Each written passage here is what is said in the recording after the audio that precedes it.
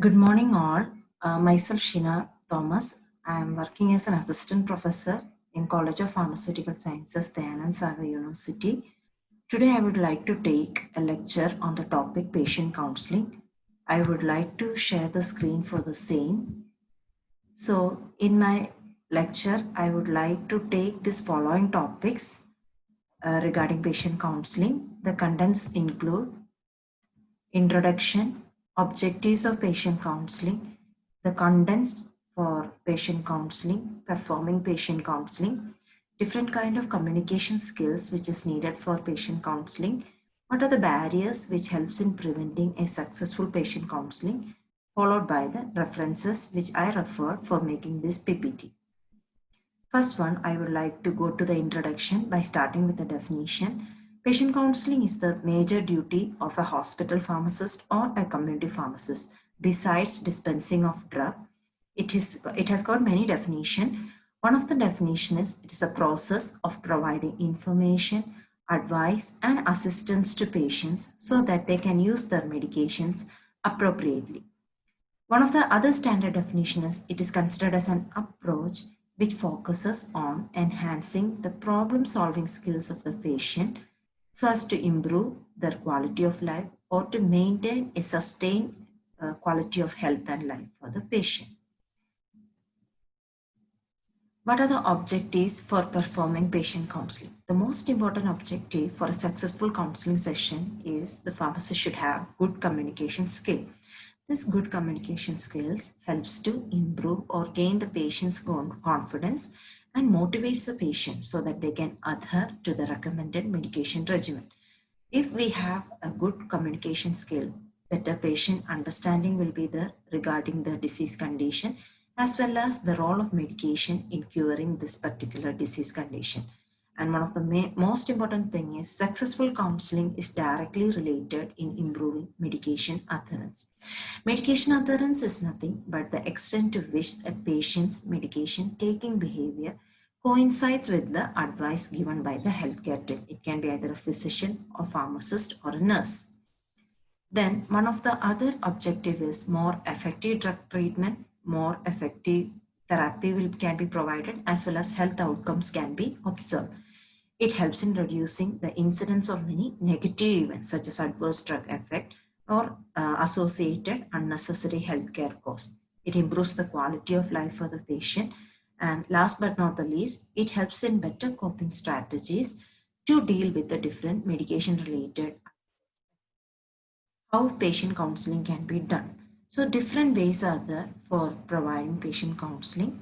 First one is pharmacists can make a record on patient symptoms or genetic disorders or the different physiological parameters like blood sugar, blood pressure, and can send to the specific doctor. The medications generic name, brand name is very much needed, and counseling should contain the use and benefit. What has to be done if the action is not occurring to the patient, the route, dosage form, and the administration schedule for a particular drug, and how the medication has to be prepared and how to use this medication, whether it has to be taken in the oral route or by injection or by means of inhalation technique. What is the immediate action has to be taken if a dose has been missed? What are the precautions to be observed during administration of medicine? What are the common side effects or adverse effects associated with this particular drug? Then any kind of interaction, it can be either drug-drug interaction or drug-food interaction.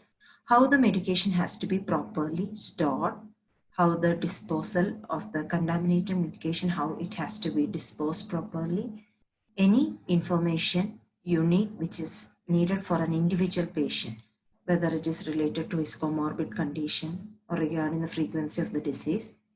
So this frequency of the drug has to be informed to the patient. Sometimes pharmacists can also play the role of a transcriptor. So what are the communication skills which is needed for an effective counseling? All kind of communication skills helps in improving the trust of the patient for the pharmacist, or it helps in maintaining or developing a proper relationship between the patient and pharmacist. Soft skills can be divided into two: verbal skills and non-verbal communication skills. Verbal skills are nothing but it is divided into four parameters: the language in which we are speaking to the patient, the tone with which we speak to the patient, how the volume has to be increased or decreased while talking to the patient, and the speed at which we are talking to the patient. Non-verbal communication includes the body language, how our hands are kept, how our legs are kept while interacting with the patient, proximity or the distance which has to be maintained between the patient and pharmacist, the eye contact, as well as facial expression. So next one is barriers for an effective communication or effective patient counseling. Barriers can be divided into four: environmental barriers, semantics, negative attitude, time-related barriers.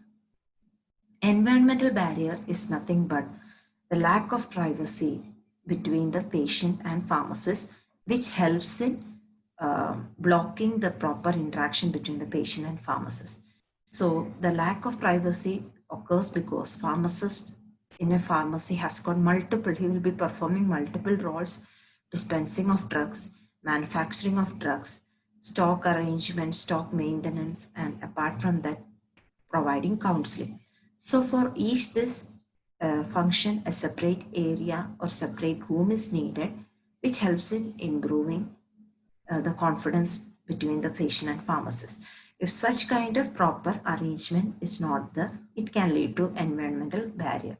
Semantics relates to symbol or in interpersonal communication.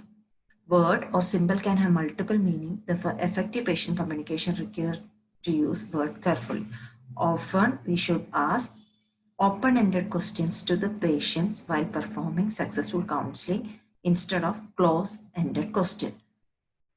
So I can tell you an example for close-ended question and open-ended question. Open-ended questions are not yes or no kind of answer, where more elaborated answers has to be taken. Can you tell me what were the effects, side effects, or what were the negative effects which you faced due to while taking this particular medication? So if you're asking such kind of question, it's an open-ended question where the patient cannot reply by simply saying yes or no, where elaborated answers are needed. On the other hand, close-ended questions is kind of restrictive questions where the patient has to reply either yes or no, whether you faced any kind of side effect by taking this particular medication. So since you're asking whether, he has to answer either yes or no. So always keep in mind, while giving patient counseling, we should always focus on open-ended question. Negative attitude. It mainly occurs due to the lack of confidence, knowledge regarding the different drugs and disease condition. Pharmacists should actively involved in continuing educational program, because he should have a thorough and updated knowledge regarding the different drugs as well as about the disease condition. If he's not having a proper knowledge regarding these two factors, either the drug or the disease condition, the pharmacist will have lack of confidence and won't be able to counsel the patient effectively, which leads to negative attitude. Last one is time barrier. As I said earlier, in the first barrier, that is environmental barrier, time constraints are very important, which leads to failure in a successful interactive session between the pharmacist and the patient, because pharmacist is not only involved in dispensing, he has to perform multiple roles. So proper time schedules has to be made, or more number of pharmacists should be appointed in a pharmacy so that all the activities in the pharmacy can take place effectively without time limitations. So these are the books which I referred, or these are the links which I referred for making this PPT. Hope you all understood about patient counseling. Thank you.